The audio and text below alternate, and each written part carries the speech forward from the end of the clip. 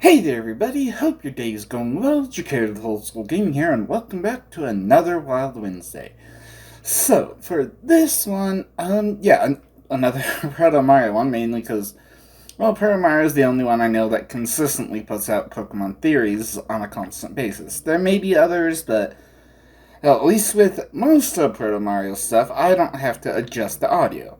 This time, I do. I've raised it by 5 decibels just because I do not know what in the hell happens. And honestly, I do not know if it's on ProtoMario's end of things or if it's on YouTube's end of things, but yeah, I just have to raise the audio that way it can actually be heard. And this is actually kind of somewhat perfect timing because apparently the Silph scope is a lie. And right now, in my first gen Pokemon uploads, well, apart from Stadium, there, because everyone has just got the Silph scope. Now there's more grinding to get everyone up to a certain level before I hit Pokemon Tower. Yeah, and of course need the Silph scope to actually see the ghosts in Pokemon Tower, and then go from there.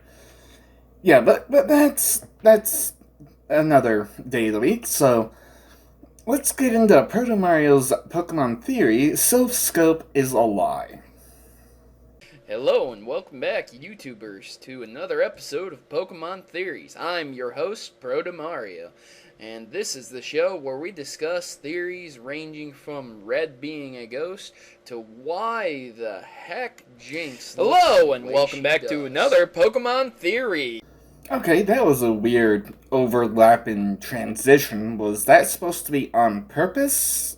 Or what? Because why the hell is Jinx. And then all of a sudden, welcome to Pokemon Theories.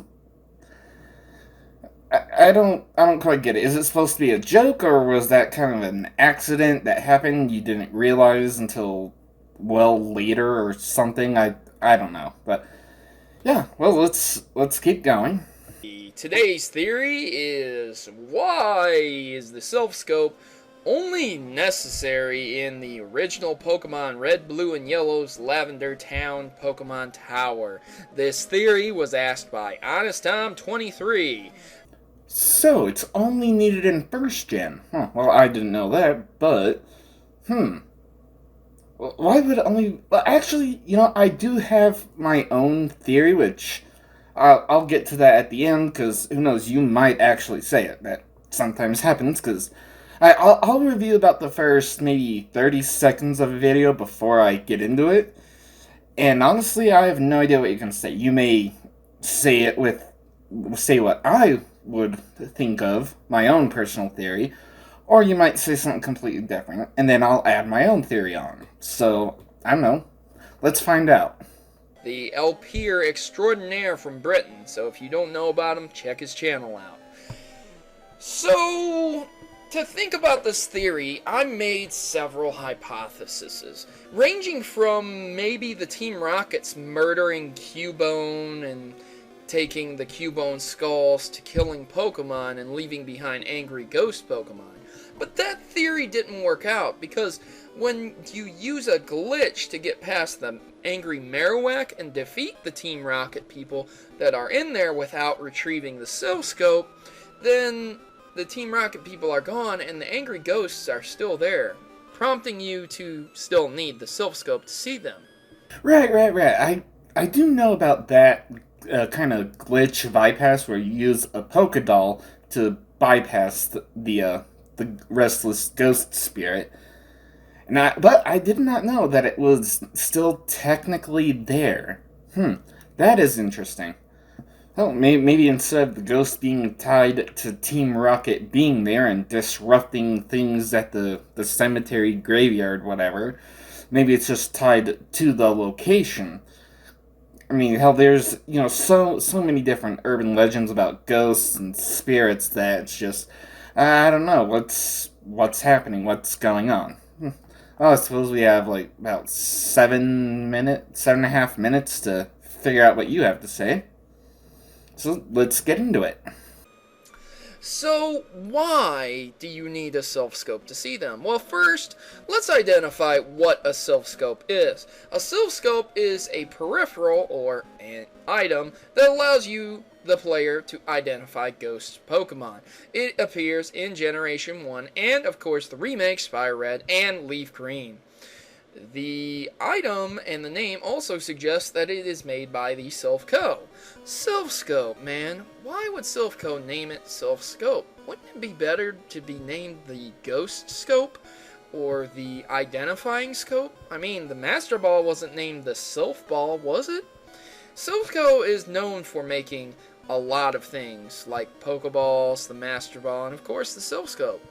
The Silph Scope was originally stolen by Team Rocket and obtained in the Team Rocket hideout after you defeat Giovanni. But obviously, the Rockets at the Lavender Tower have Silph Scopes because they were able to get through and see the ghost Pokemon and steal the skulls of Cubone and the ghost of Marowak.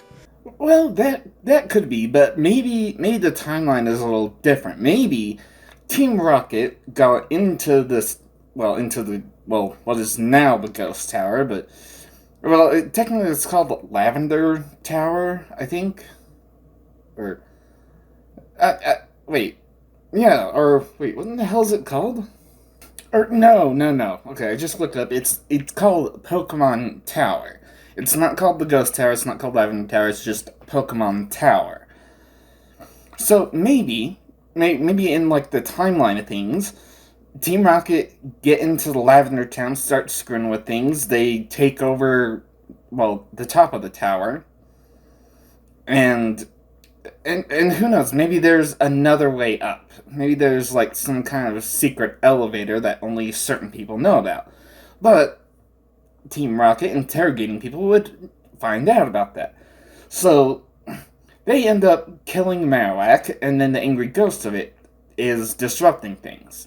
So they get Mr. Fuji from Lavender Town all the way to the top of the tower to try and put Marowak's restless soul at ease. And then, because of all the shenanigans because of Team Rocket that are happening, all of a sudden a bunch of ghosts are attracted in, and they need a Silph Scope in order to identify it. So Giovanni contracts them, takes the Silph Scope, but before he can actually use it to go and deal with the things at Pokemon Tower in Lavender Town, he's met by a 10-year-old who beats the crap out of his Pokemon, and he drops the Silph Scope and goes away. Yeah, so like I'm saying, maybe the timeline is that Team Rocket goes to Lavender Town, starts screwing up things, then they need the Silph Scope, then the Silph Scope is invented, but because of a 10-year-old disrupting every operation of Team Rocket, it's done. It doesn't the events don't end in favor of Team Rocket. That's what I'm trying to get at. So definitely establish that they have a Silph Scope. So this theory revolves completely around corporate greed. And you might be thinking to yourself, what are you talking about, Proto? How does a Silph Scope that allows you to see ghost Pokemon in a tower full of dead Pokemon revolve around corporate greed? Well, I'm glad you asked that question. Let me enlighten you. Silph Co. was financially troubled. When they didn't produce the prototype of the Master Ball in time, a lot of their investors backed down, and they were starting to lose a lot of money in investments because they weren't able to produce the Master Ball as rapidly. Eventually, they did turn to Team Rocket's Giovanni for some side investing, and well, that didn't play out too well. But I'm getting ahead of myself.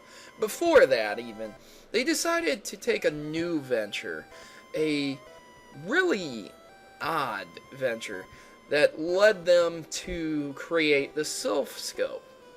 Really? So, okay, they run out of investors because they're not producing something fast enough, and how that happens. And then they decide to go with Giovanni, the leader of a criminal organization, to get more investment. Maybe it's not that Silph Silph wanted to make the Silph Scout the sea ghost types. Maybe it's that Giovanni was like, hey, if I'm going to invest in you, you need to invent something that allows ghosts to be seen, and then events unfold from there. That could make sense, especially if Giovanni's the one sponsoring them and he's the one who needs things, and he says, "Hey, if you're going to take my money, make sure you're doing this for me." Lavender Town has nothing going for it. It doesn't even have a gym, so, the people who travel there really aren't getting much other than to see dead Pokemon. Not the most lively driven community.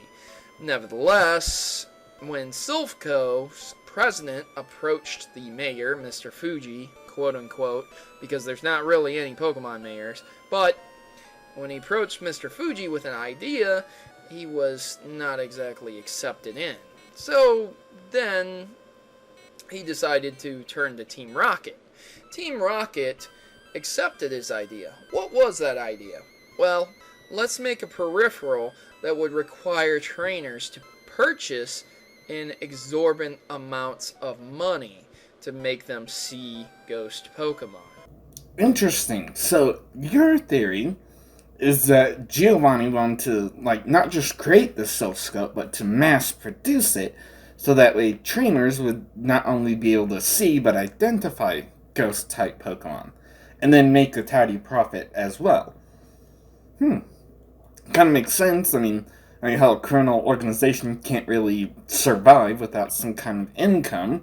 So if he's, selling the Silph for some exorbitant price, maybe he'll sell it right next to the bicycle store for another $1 million. That is definitely an interesting theory, but I don't know. Is there any kind of backing? Do you have anything to kind of I guess I should say support this theory, or hell, we've got about 4 minutes or so to go on your video, so yeah, like I said, is there anything supporting this theory, or is there more to it? Well, obviously there is more to it, but yeah, let's find out what more there is. Well, this was a really good idea at the time. They didn't have the chance to mass produce these scopes and sell them on the market. But what occurred was that Silph took a number of its employees and a couple of the Team Rocket grunts and took them over to the Pokemon Tower. They captured a bunch of ghost Pokemon and then released them back, giving them specific orders to possess the other trainers there, i.e. the channelers, and to make sure to stay invisible so that other trainers couldn't see them. Really? Huh. How does that work? Because, if I were to release Pokemon from the computer, they're gone forever. I can't give them further orders, but then again, we're talking about, what would actually happen in the real world. Hey, goodbye, go have a good life, like when Ash said goodbye to Butterfree in the anime. Just, hey, go make some beautiful babies and have a good life. And never saw Butterfree ever again, at least as far as I know. But I think there's a slight hole in your theory, just a slight one. How could they capture ghosts without first having the Silph scope in order to see and identify the ghost types?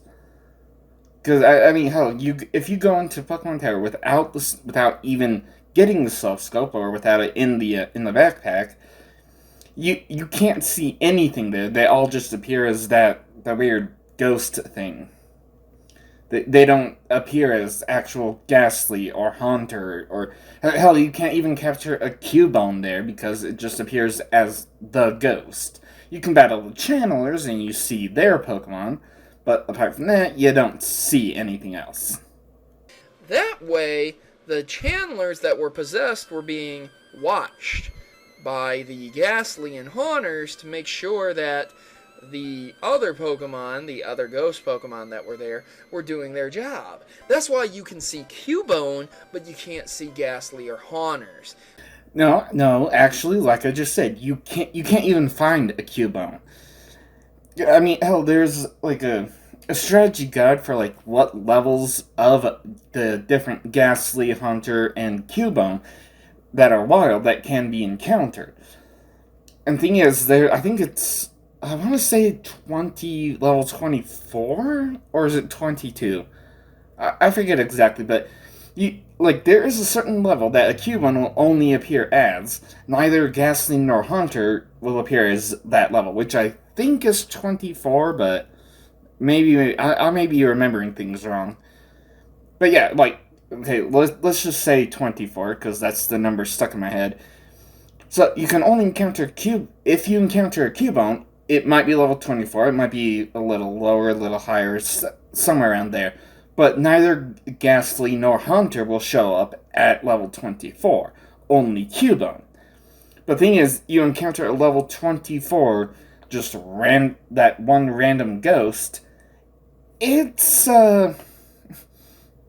it still shows up as the ghost. It doesn't show up as Cubone.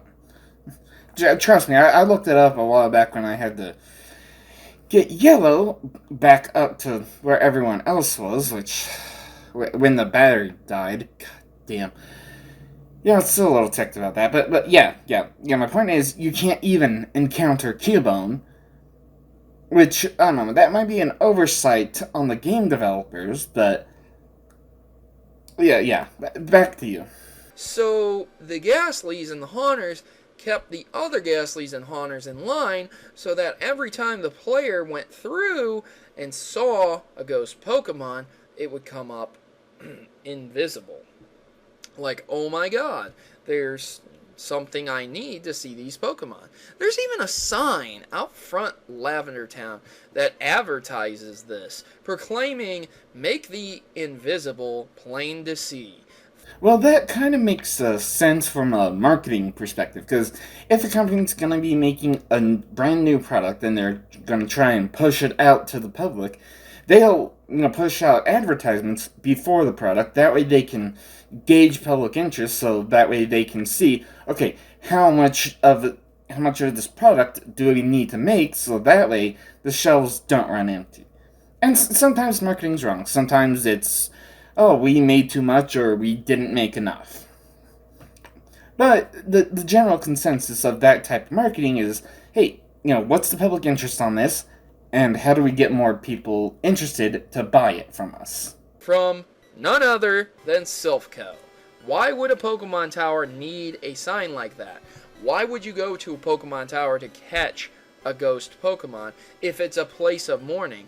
That seems somewhat disrespectful to be battling ghost Pokemon on the graves of dead Pokemon trainers' Pokemon.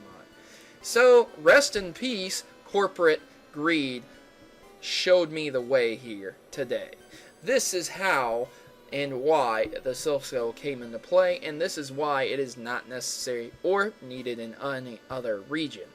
There is only one other thing that would possibly break this theory.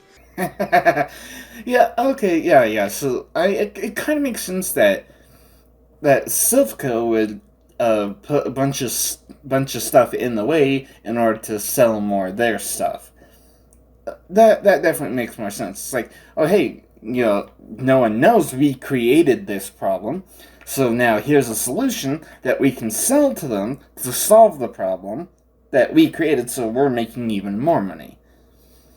That kind of makes sense, but what's the one more thing that could potentially break the theory that you just stated? Because you haven't gone into what I would think, what my personal theory is for the creation of the Silph Scope in the first place. But I mean, hell, we've got a little less than 2 minutes, so let's find out what the other theory that could break what you just said. If you do happen to do the glitch that allows you to catch ghost Pokemon outside of the tower, they will still come up ghost, but you will still be not permitted to catch them. Which means the Silph Scope may or may not be necessary. But again, there's also the trainers Pokemon that come out, and you can completely see them in the Pokemon Tower, which would prompt you to realize that those Pokemon are not hiding themselves, which means you don't need a Silph scope to see ghost Pokemon. It's all a sham, guys. You've been duped, you've been frauded, and the only reason you're probably not that angry is because you really didn't even pay anything for that Silph scope. In fact, you can complete the game without ever grabbing a Silph scope. And in the gym with Sabrina, you can still fight the ghost Pokemon without needing the Silph scope. So, it's all just a corporate lie perpetrated by Silph scope to recap some lost profits from their Master Ball prototype being delayed for too long. And, well, they got what they deserved. A very hostile corporate takeover by Giovanni and his Rockets. I'm ProtoMario, and I'm signing out. And thanks for watching, guys. If you enjoyed this Pokemon theory, please make sure to click that like button and share my theory with others, because I'm sure there's plenty of Pokemaniacs out there interested in this too. Okay, well, I guess that's the end of yours, but, So your main theory is that it's corporate greed that just wants to make the Silph scope. Okay, and the thing is, like, the whole thing about being able to see the ghost Pokemon from the channelers, if like before you get the Silph scope, or if you use some kind of glitch to get past the ghost, not even get the Silph scope, you can still see the ghost that other trainers would use, like you said, in Sabrina's gym. But my counter to that part of your argument would be that, hey, they are captured inside of Pokeballs, and the Pokeballs are probably connected to some kind of network. Yeah, probably some kind of wireless network, and it's just, oh hey, this Pokemon is registered, even if it doesn't go straight to Professor Oak or whoever or like wherever their hometown is, wherever their Pokemon gets stored. It doesn't, it still gets registered as, oh hey, a Pokemon's been caught, but it doesn't always go straight to a professor to be studied. But it would still, like, the Pokeball would connect to a network that would say, oh hey, a new Pokemon is caught. I mean, hell, if you have 6 Pokemon on you, it automatically gets sent away, because there's, like, an automatic, I don't want to say failsafe, but just an automatic, thing where it's just, oh hey, you caught a 7th Pokemon, you have 6 Pokemon on you, would be your 7th, but now it's going to be transferred away to the PC. But if you have, say, 5 Pokemon on, oh, you caught one, well, that's a 6th one, you can still hold on to that. But it would still be registered even without a Pokedex.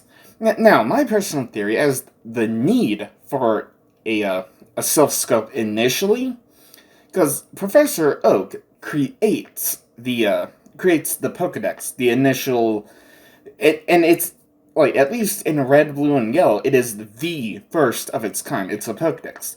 You even run across certain people that say, oh wow, you're using a Pokedex to catalog Pokemon? I'd like one too. Yeah, and so, like, Professor Oak is essentially what's the word I'm looking for? He's making a groundbreaking invention to like, move it forward, the world of Pokemon. And, like, even in our own world, there are less new ghost stories today. I mean, yeah, there's some internet urban legends, but I'm not really counting those, because people just use their imaginations to say whatever the hell. Which, I mean, yeah, that's cool, but it's not like someone's seeing a shadow on a wall and creating a story behind that shadow. It's someone just thinking up something random in their head and creating a story from that. What I'm saying is that as technology has advanced more and more, we understand that the shadow on the wall is probably just from a tree, and the shadows being cast by the moonlight. And as technology gets more and more advanced, we understand that more and more. I mean, hell, like, let's say a wildfire starts out in the middle of nowhere, and well, it used to be that everyone would think that, oh, a dragon flew over and breathed fire onto the forest, now it's burning down. But now we know, okay, there's probably a lightning strike somewhere that caught some dry brushwood and started the fire. Yeah, so the point I'm making for our world is as technology gets more and more advanced, we understand more about the world, there's less ghost stories, at least less new ghost stories. But that's not to say that those stories have died off. They're still around, they're still told over and over and over again, and people can get kind of creeped out by that sometimes. Now, in the world of Pokemon, at least with the games, the Pokédex is an innovative technology, and it's helping to not just identify Pokemon, but to catalog them as well. And I would think that since there are plenty of humans, and technology is just going at a groundbreaking speed, I would say that there are certain ghost stories about different places, different regions, things like that. And then when these new Pokemon like Ghastly show up out of nowhere, as people see them come just phasing through walls, as it were, it's just wow, that's like something a ghost would do in some of those old stories. So that's the classification that they get, that Ghastly would get, is well, hey, that's a ghost-type Pokemon, right? Because it's doing the same things as the ghosts that we used to tell in old stories, or maybe that we still tell. But because of a ghost's ability to phase through walls as if the wall isn't even physically there, it requires a brand new classification. Because, I mean, hell, well, Ghastly evolves into Haunter, which evolves into Gengar. It's a brand new classification Pokemon. It's the only ghost type in First Gen. So, not only a brand new classification, but they have to be able to always see it, because, okay, ghosts can not only phase through walls, they can turn themselves invisible. And so, maybe it wasn't even Giovanni that contracted Silphco to build the Silph scope, but it was because it was a necessity. A necessity definitely drives invention. I mean, hell, load is too heavy, invent wheel. Invent wheel. You can carry more load. Too heavy for a person? Well, I'll start taming tame a horse. Strap the cart to the horse. The horse can carry a lot more than a person. And so the Silph scope was initially invented to be able to identify ghost Pokemon, which are brand new, never seen before. Holy crap! What the hell's going on? And different trainers would need to capture them so that way they could be studied in order to have an object that could actually identify them to new trainers. And then, but as second gen and beyond, as technology gets more and more advanced, I mean, I don't know, was it second gen that invented a whole bunch of new different types of balls? Apart from the Pokeball, the Great Ball, the Ultra Ball, the Master Ball. I believe second gen was what, or was it third gen? No. It was second gen. Right, I remember because at least in the anime, where Ash and Misty were both trying to catch her Totodile with a lure ball. Right, okay. So yeah, second gen, new types of balls are introduced. And technology keeps progressing further and further. But now, and I do believe there are more ghost types than just Ghastly and the evolution beyond that. So as more ghost types are, cataloged and then classified as ghost types, the Pokedex becomes more advanced that can maybe transmit a type of signal or a type of light, like an ultraviolet light, but something specialized for identifying ghosts. And therefore, the Silph scope is no longer needed as a separate item. Whatever way the Silph scope would I be able to see and identify ghost Pokemon is now standard issue in all Pokedexes second gen and beyond. But at least that's just my theory. But I mean, hell, it is a theory. But I mean, there's not really any any evidence to it, but I mean, hell, it's just as technology progresses, just, yeah, this works. Don't worry about the how of why it works. Alright, well, that's gonna be it for this Wild Wednesday. Yeah, I've got a bit to get done. I'll be getting this edited together, and, well, it usually doesn't take too long, so, yeah, I'll see you next time I see you. Now, if you have any ideas for a Wild Wednesday, put it in the comment section down below. I'll give it a quick look and possibly do a Wild Wednesday on it sometime in the future. I'll see you there. Thank you all so much for watching. Don't forget to smash that like button, subscribe if you haven't, hit that bell so you can always be notified whenever I upload another video. And of course, have fun.